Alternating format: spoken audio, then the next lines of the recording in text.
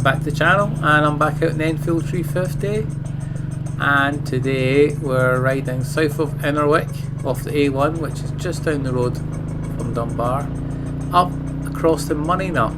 Moneynut is a massive area of forest and wind turbines on farmland, which was the original wind turbine farm to be built up here before they went across to Aiken 1 and 2. And the whole area of wind farm up here is, I believe, to be the biggest area of wind farms in the south of Scotland now. It is absolutely massive, and this is the original road up into the area. It's quite a rough C-class road, probably it is. I'm not quite sure on that, but it's a minor road anyway, with a few passing places. It's very quiet. You just got to be a bit careful because there is sheep often on this road, and you will meet maintenance vehicles for the wind farm, engineers and vans and 4x4s. So just don't go daft up here. As you can see by my speedo, I'm not going fast. But it's great fun, and I'm going to turn off up here and spin round and let you see the view. We're just going up through some farmland which makes way to the moorland with the turbines. You can see why they built a wind farm up here. It's always windy, as the coast meets the hills of the eastern edge of the Lower Muirs. So down below me is a view down across the Firth of Forth, with Dunbar's off up to our left and Torness power station in front. I get a bit of grief from folk who work in Torness because I call it Tornoble, but that's just me. If you know my sense of humour, you'll get it. So yeah, once you head up here, it's quite remote. The road's okay. It's got a lot of loose gravel in the corners, so you've got to be careful. But as I'm planning on putting Continental TKC 80 dual purpose tyres on my Enfield once I get it painted up as a dispatch bike, it'll be ideal on these sort of roads.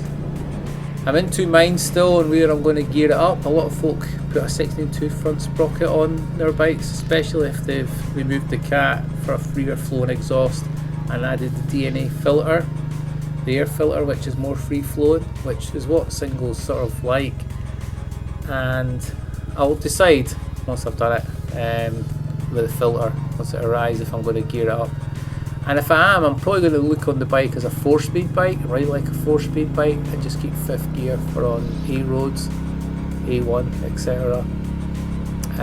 The bike now has a lot lower torque, and it can pull gears at low revs with more of a thump.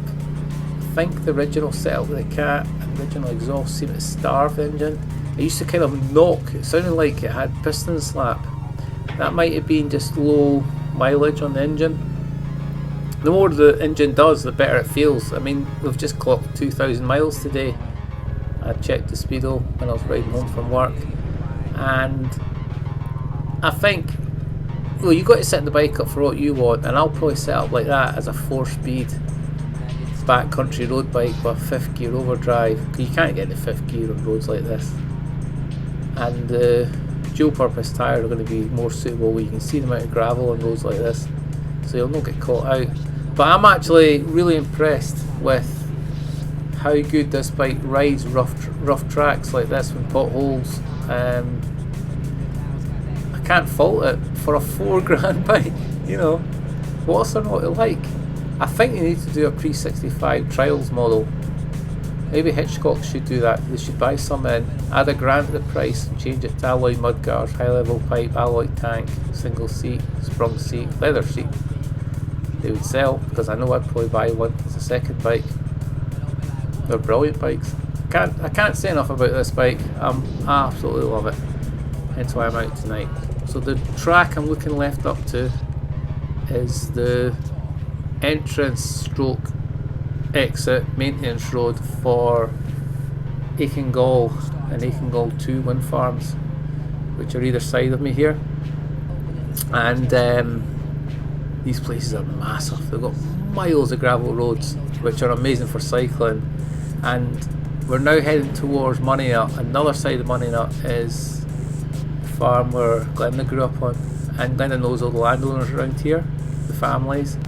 And through Glenda and our relationship with these folk, we probably will get up here with a Jeep, and maybe myself on the Enfield with her driving the Jeep for future videos off-road on gravel roads. So I'm looking forward to doing stuff like that. For instance, there's a bullfighter wreck crash site memorial up here.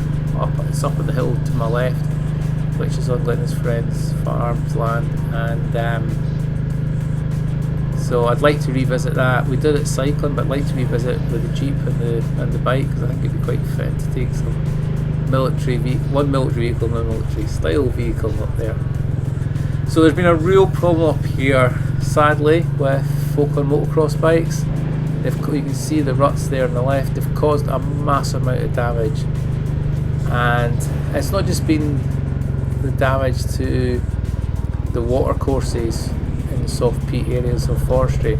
As you can see here on the left, it's all been fenced off because of vandalism, fires, stuff getting dumped, and it's really sad because this is a beautiful area of Loughmears, and they'll spoil it for themselves because they'll get instantly their bikes confiscated and they'll get charged by the police if they're caught up here now.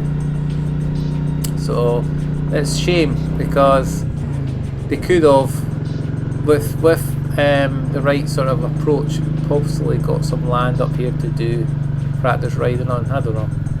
So you can see here the real damage of Storm Arwen, which seemed to be at its worst between Dunbar and Eyemouth. You can't imagine having been up here that evening when that storm blew through. It was bad enough in Dunbar, sitting inside, listening to the slates all lifting and dropping on the roof with the gusts. And well, I've already blogged about it, what we woke up to the next day and seen a few days later, the total destruction of John Muir Country Park's pine woods. But up here really took a pounding. So we're going to head over from Moneynut and drop down to the Whiteadder. So there's a great set of hairpin bends if you're coming the other way here. And you'll probably hear, if I shut up a bit, the engine braking on the Enfield does an amazing job of going down hills. 14% decline here, and the engine just holds the bike.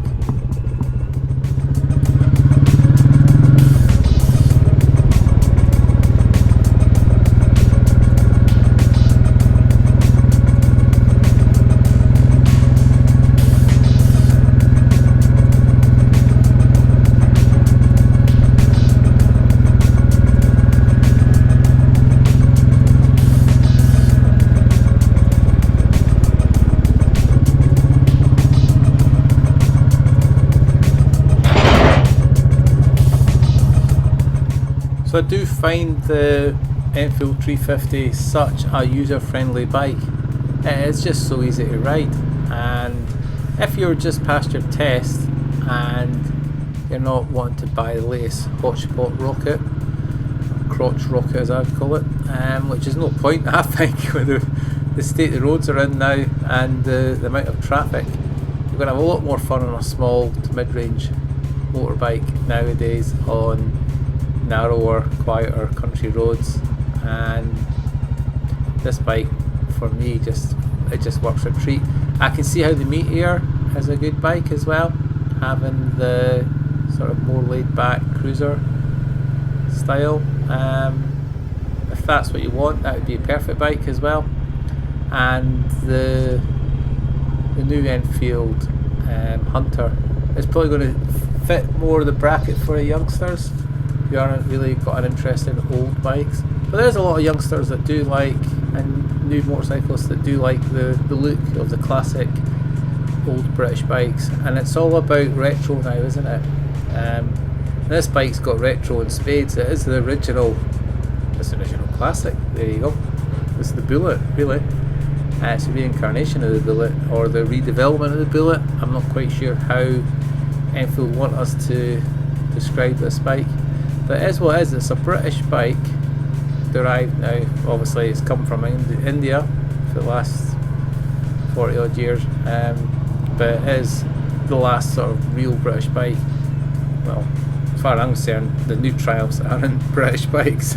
But I don't want to get an argument with anyone about that. So we're back into East Lothian from Berwickshire. We're heading over in Whiteadder. Now I've realised, or noticed rather, how low the Whiteadder is with the recent drought. And all the way around it, there's a massive sand banking. And I'm already thinking, fat bike, day out, ride the Whiteadder. Don't think anyone's ever cycled around the Whiteadder, so that'll be another first to try and do. One for a 5-inch tyre fat bike. But you know, the Whiteadder is never, well, the Glammuir is never dry. It's always raining up here compared to East Lothian, especially down at the coast where the golf courses are. The way the weather goes, it comes from the west, as you know, across from the Atlantic, comes across Scotland, and it seems to get pulled up to Glammuir, and then it heads down the Tweed to Berwick, or it gets pulled out into the River Forth. So Fife does get more rain than us usually as well. And then it goes back to the geography of Scotland. It goes back to dry areas up to Arbroath and the likes. So to see this place low in water is quite amazing. So yeah.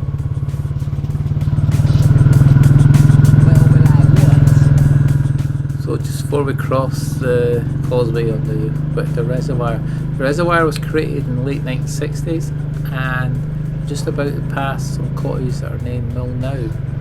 Now there was a Moneynut farm which is actually now under the reservoir, and Glenda's granny grew up at it. So there you go, claim it fame. And there's also a Kingside school where her father went to school at, and it's still there under the water. And you can see there, look how low it is, look at all the sand and gravel around it. So I might have to try and venture up. I've not got my van yet, that's a long saga, let's not talk about it. The engine's disappeared via courier, who knows, but I think I can always be not lazy and cycle up here. But it'd be good to go around that and get a film of that, because no one else will have done that. So yeah, I'm heading off soon. We're up to 15 minutes by the time this is finished. So I had a bit of footage, so I thought I might as well use it. This was a continuation film from the other evening, trying out the new helmet mount for the GoPro. And I've actually got more footage riding home on the Hillfoots Road, which I'll do a third video on. And I'm not sure what I'll waffle about on that, so I'll maybe just shut up and put some background music on and leave the engine noise of the Enfield as your audio. So here we go, we're crossing the causeway, and look at the right hand side, absolutely empty. Doesn't happen very often. So okay, thanks for watching again, and leave some comments. And if you want me to do anything in the future, add anything, just ask and I'll see what I can do. But thanks for your support, and we'll see you soon. Alright, cheers, bye for now, bye.